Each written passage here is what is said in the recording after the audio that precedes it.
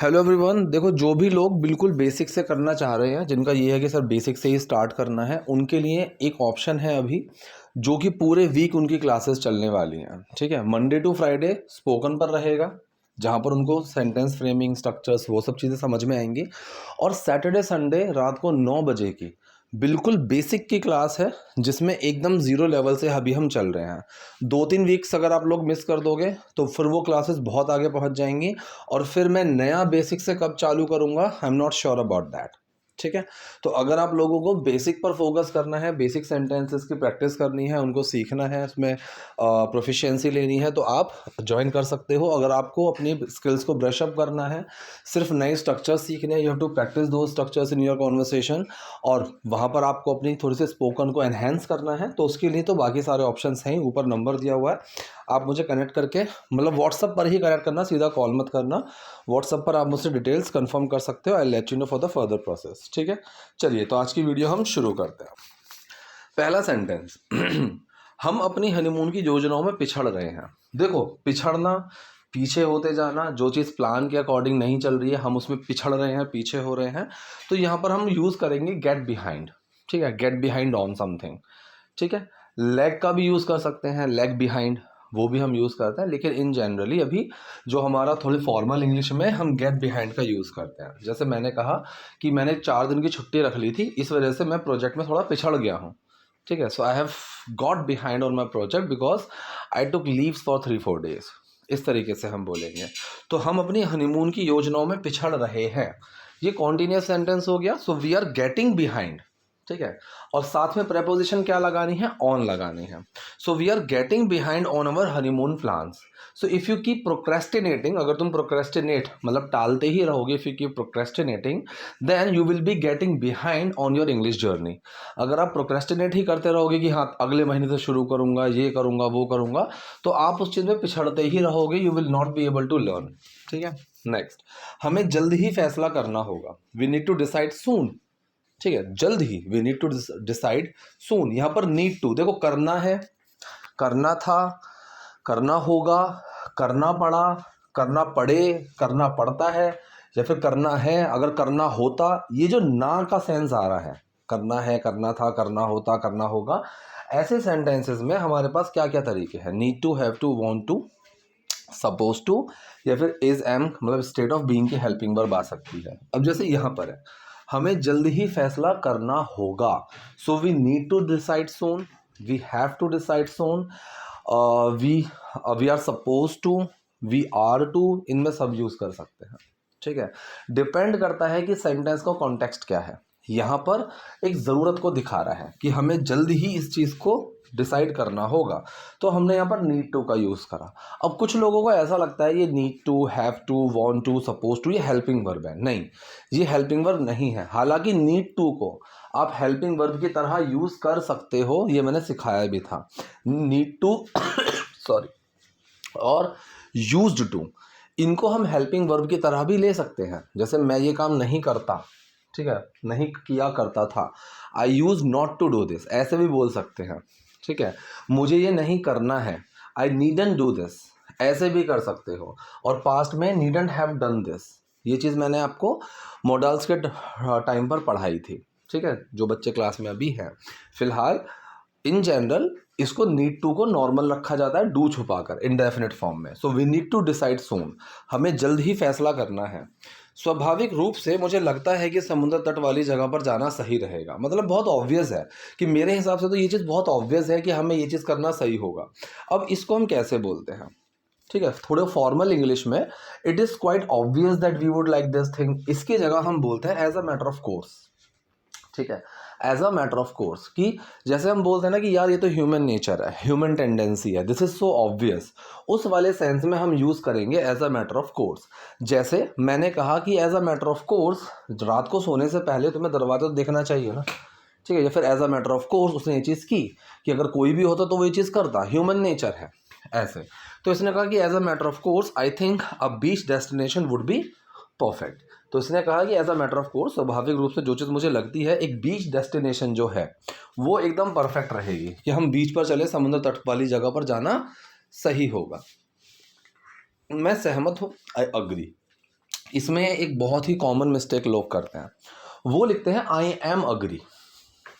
ठीक है, इसमें एम मतलब ये स्टेट ऑफ बीइंग की फॉर्म में नहीं बनाना है, इसको हम एक्शन में रखेंगे। आई अग्री, मैं इस चीज़ से सहमत हूँ, या फिर मैं इस चीज़ से सहमति रखता हूँ, रखती हूँ। तो यहाँ पर जो अग्री है ये इसमें डू छुपा हुआ है। अगर इसका नेगेटिव बनाओगे कि भाई मैं तो इस चीज़ से अग्री नहीं हूँ, हालांकि जैसे हम हिंदी बोलते हैं ना, तो इसलिए ज़्यादा कन्फ्यूजन होती है कि मैं इस चीज़ से अग्री नहीं करता हूँ या फिर मैं इस चीज़ में सहमत नहीं हूँ।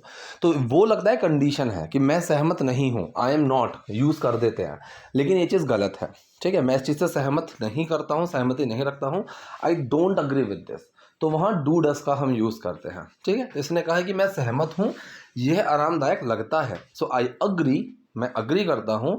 इट साउंड्स रिलैक्सिंग, कि ये बहुत आरामदायक लगता है, तो सुनने में ये बहुत आरामदायक लग रहा है, इट साउंड्स रिलैक्सिंग। ठीक है, मैं पिछली यात्रा मिस करने के लिए प्रायश्चित करना चाहता हूँ। अब इसने कहा है कि जब भाई हमने एक प्लान बनाया था पहले और उस प्लान को मैंने कैंसिल कर दिया था, तो उस प्लान को कैंसिल करने के लिए मैं प्रायश्चित करना चाहता हूँ। एक तो होता है माफ़ी मांगना, I want to apologise for something, लेकिन प्रायश्चित करना, अटोन, ये जो सारे स्ट्रक्चर्स हैं जो मैं अभी की वीडियोज़ में लेकर आ रहा हूँ, ये मैं डेलिबरेटली लेकर आ रहा हूँ, मतलब जानबूझकर मैं इनको यूज़ कर रहा हूँ, क्योंकि यही सारे स्ट्रक्चर्स हम अपने क्लासेस में डिस्कस कर रहे हैं। तो जो लोग बच्चे क्लास में अभी पढ़ रहे हैं उनको वैसे तो हम कई बार रिवीजन में लेकर आते हैं, स्पोकन में लेकर आते हैं, but along with that simultaneously I can make them understand through my videos and I will be able to make my videos, so it's a win-win situation to me। ठीक है, तो ये तो मेरे लिए एक विन-विन सिचुएशन ही हो गई कि मैं दोनों ही चीज़ों को एक साथ कर पा रहा हूँ। ठीक है, तो इसने कहा कि हमारी पिछली यात्रा मिस करने के लिए मैं प्रायश्चित करना चाहता हूँ। तो प्रायश्चित करने को हम इंग्लिश में बोलते हैं टू अटोन, टू अटोन। अब आई वॉन्ट टू अटोन, अब ये अटोन एक्शन है। ठीक है, ये एक्शन की तरह यूज़ होगा। सो आई वॉन्ट टू अटोन, मैं प्रायश्चित करना चाहता हूँ for missing our last trip, हमारी लास्ट ट्रिप को मिस करने के लिए मैं प्रायश्चित करना चाहता हूँ। मुझे पता था तुम्हारे पास पैसों की कुछ समस्या थी। ठीक है, अब इसने कहा कि मुझे पता था कि तुम्हारे पास कुछ पैसों की समस्या थी, पोजेशन में आ रहा है। पहले तो इसने बोला आई न्यू, मैं जानती थी, मुझे पता था। पास्ट इंडेफिनिट सेंटेंस है, नो के अंदर डिड छुपा हुआ है। तो पास्ट इंडेफिनिट का फॉर्मेशन क्या होती है? सब्जेक्ट, हेल्पिंग वर्ब और एक्शन। सब्जेक्ट आया आई, हेल्पिंग वर्ब आया डिड, एक्शन आया नो। डिड लगा नो के अंदर, क्या बना? न्यू, मुझे पता था, आई न्यू कि तुम्हारे पास कुछ पैसों की प्रॉब्लम थी। अब ये पोजेशन में आ रहा है, बात तो फिर भी पास्ट की ही है। ठीक है, तो यहाँ पर हैव के अंदर डिड छुपेगा, और हैव के अंदर जब डिड छुपेगा तो हैव की सेकंड फॉर्म बनेगी। हैव की सेकंड फॉर्म क्या होती है? हैड होती है। सो आई न्यू, मैं जानती थी, you had some money problem, कि तुम्हारे पास कुछ पैसों की समस्या थी, और अच्छी नीयत से तुम वो यात्रा, और अच्छी नीयत से मतलब बुरी, तुम्हारे उस ट्रिप को कैंसिल करने के पीछे तुम्हारा कोई गलत इंटेंशन, गलत इरादा, बुरी नीयत नहीं थी, तुमने वो चीज़ अच्छी नीयत से ही की थी। ठीक है, मतलब मजबूर थे तुम। ठीक है, सो आउट ऑफ कंपल्जन का मतलब हो जाएगा मजबूरी में आकर, कि you cancel that trip out of compulsion. ठीक है, या फिर इसने कहा and in good faith you had to cancel that trip.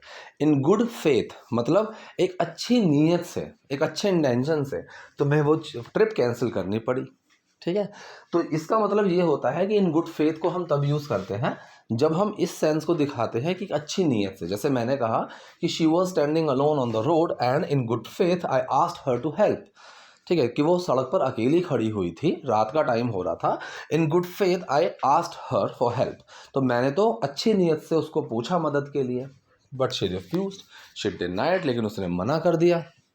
ठीक है, तो और अच्छी नीयत से तुम्हें वो यात्रा रद्द करनी पड़ी। And in good faith you had to cancel that trip. मैंने पिछले महीने एक अनोखी जगह के बारे में पढ़ा था। ठीक है, मैंने पिछले हफ्ते एक अनोखी जगह के बारे में पढ़ा था। कौन सा सेंटेंस है? ऑब्वियसली पास्ट इंडेफिनिट ही है। ठीक है, सेकंड फॉर्म आएगी, एक्शन क्या है? पढ़ना। रीड की सेकंड फॉर्म क्या होती है? रेड। अब देखो, रीड के साथ चीज़ ये है कि रीड की जो सेकंड और थर्ड फॉर्म होती है रेड, रेड, उसकी स्पेलिंग रीड जैसी ही है, बिल्कुल सेम, प्रोनाउंसिएशन रेड हो जाती है। ठीक है, तो इसने कहा कि मैंने पढ़ा था, आई रेड किसी चीज़ के बारे में तो अबाउट लग गया। I read about an outlandish place. Outlandish का मतलब क्या होता है? आउटलैंडिश का मतलब होता है अजीबोगरीब, विचित्र, स्ट्रेंज, यूनिक। ठीक है, तो जैसे हम हिंदी में बोलते हैं ना अजीबोगरीब, कि यार उसका ना थोड़ा बिहेवियर मुझे तो बहुत अजीबोगरीब सा लग रहा था। ठीक है, so his behaviour seemed outlandish to me. ठीक है, या फिर she was wearing an outlandish dress. ठीक है, तो उसने एक आउटलैंडिश ड्रेस पहनी हुई थी वहाँ पर। ठीक है, इस तरीके से। सो आई रेड, मैंने पढ़ा था, I read about an outlandish place last month. पिछले हफ्ते मैंने एक अजीबोगरीब जगह के बारे में पढ़ा था। एक मिनट।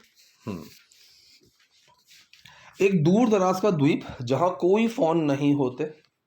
ठीक है, दूर दराज मतलब बिल्कुल अलग अलग थलग, जैसा हम बोलते हैं ना अलग थलग कोई जगह जो होती है उसको बोलते हैं रिमोट। और remote island with no phones. ठीक है, और remote island with no phones, कि एक दूर दराज, एक दूर की जगह जहां पर कोई फोन वोन नहीं होते हैं। ठीक है, इसने कहा पता नहीं, एक मिनट। तो इसने कहा है कि पता नहीं, लेकिन तुम्हारा मन रखने के लिए मैं वहां चलूंगा। ठीक है, तो जैसे हम बोला ना, just to keep you happy, just for your sake, सिर्फ तुम्हारा मन रखने के लिए। लेकिन इसमें हम इंग्लिश में एक टर्म यूज़ करते हैं कि आई एम नॉट श्योर, मुझे नहीं पता, but I will go there, लेकिन मैं वहाँ जाऊँगा टू ह्यूमर यू। यहाँ पर ह्यूमर जो एक जैसा सेंस ऑफ ह्यूमर वाला ह्यूमर होता है ना, ये वही है। So just to humour someone का मतलब, या फिर जस्ट टू ह्यूमर समथिंग का मतलब होता है किसी को सेटिस्फाई करने के लिए, किसी का मन रखने के लिए। इसको मैं ऐसे भी कह सकता हूँ कि just to humour your ego I did that. भाई तेरा सिर्फ ईगो का मन रखने के लिए। ठीक है, तो ऐसे जब हम सेंस में बोलते हैं तो ह्यूमर वर्ड का हम वहाँ यूज़ करते हैं। तो इसने कहा कि आई एम नॉट श्योर, मुझे यकीन नहीं है, I am not sure about it, मैं इस चीज़ पर श्योर नहीं हूँ, but I will go there, लेकिन मैं वहाँ जाऊँगा टू ह्यूमर यू, सिर्फ तुम्हारा मन रखने के लिए, वरना मैं जाना नहीं चाहता वहाँ पर। ठीक है, फिर मैं अपने मित्र के साथ यात्रा कार्यक्रम के बाद में कर लूँगी। इसने कहा है कि ठीक है, तो फिर मैं अपनी मित्र के साथ यात्रा कार्यक्रम के बारे में बात कर लूँगी। अब यहाँ पर दो चीज़ें आपको सीखने को मिलेंगी। पहला, I will talk about the itineraries. Itinerary का मतलब क्या होता है? जब भी आप कहीं घूमने जाते हो तो वहाँ पर क्या एक्टिविटीज़ करनी है, कहाँ रहना है, क्या क्या चीज़ें अच्छी हैं वहाँ पर, तो ये सारी चीज़ें आइटिनरी के अंदर आती हैं। ठीक है, तो इसने कहा है कि I will talk about the itineraries, कि मैं आइटिनरीज के बारे में बात कर लूँगी विद माई फ्रेंड। दूसरी चीज़ यहाँ पर विद का यूज़ क्यों हुआ? कई जगह आपने देखा होगा टॉक टू, और कई जगह देखा है टॉक विद। दोनों में एक हल्का सा फ़र्क होता है। टॉक टू का मतलब होता है वो थोड़ा सा वन वे कम्युनिकेशन को दिखाता है। ठीक है, जैसे मैंने कहा कि I am talking to you, तुम रिप्लाई क्यों नहीं दे रहे हो? ठीक है, या फिर मैंने कहा कि I was talking to him. ठीक है, are you talking to someone, किसी से बात कर रहे हो। टॉक विद का जो मतलब आता है वो एक डिस्कशन को दिखाता है। अब जैसे इसने ये कहा कि मैं आइडेंटिटीज के बारे में अपने दोस्त से बात कर लूँगी, मतलब डिस्कस को ही दिखाता है ये, कि आइडेंटिटीज के बारे में अपने दोस्त से मैं डिस्कस कर लूँगी, इसलिए यहाँ पर टॉक विद का यूज़ हुआ। ठीक है, जैसे आपने मुझे कोई सजेशन दिया कि सर आप एक काम करो, क्लास में यही थोड़े से चेंजेस कर लो। मैंने कहा ठीक है, I need to talk with my team, या फिर I need to talk with my students. Talk with का मतलब है कि मैं उनसे कुछ बोलूँगा, वो मुझसे कुछ बोलेंगे, हम कुछ डिस्कस करेंगे, and then we'll end up making a decision, और फिर आखिर में हमको एक डिसीजन बनाएंगे। इस तरीके से हम टॉक विद का यूज़ करते हैं। ठीक है, तो इसने कहा okay I will talk about the itineraries with my friends. ठीक है, मैं अपने दोस्त से आइटिनरीज के बारे में बात कर लूँगी। पिछले महीने ही वो वहाँ घूम कर आई है। ठीक है, पिछले महीने ही वो वहाँ से घूम कर आई है। किसी जगह से होकर आना, चाहो तो यहाँ पर बी का यूज़ करो। जैसे कि मैं कहूँ कि मैं अमेरिका गया हुआ हूँ, so I have been to America, या फिर आई हैव विजिटेड अमेरिका, दोनों चलेंगे, कोई बहुत बड़ी प्रॉब्लम नहीं है। ठीक है, सो पिछले ही महीने वो वहाँ घूम कर आई है। Last month only she visited that place. ठीक है, या फिर last month only she has been to that place. दोनों तरीके से सेंटेंस बिल्कुल सही है, पास्ट इंडेफिनिट में और प्रेजेंट परफेक्ट में, दोनों में कोई बहुत बड़ा डिफरेंस नहीं आएगा। ठीक है, पिछले महीने ही वो वहाँ घूम कर आई है, ये दोनों सेंटेंस सेम हो गए। ठीक है, तो ये थी आज की वीडियो, आज के सेंटेंसेस। आई होप आपके लिए वीडियो सुन रही होगी। कोई डाउट, कोई क्वेरी हो, so do let in the comment section. Video पसंद है लाइक कीजिए, नए हैं लाइक सब्सक्राइब कीजिए। Thank you.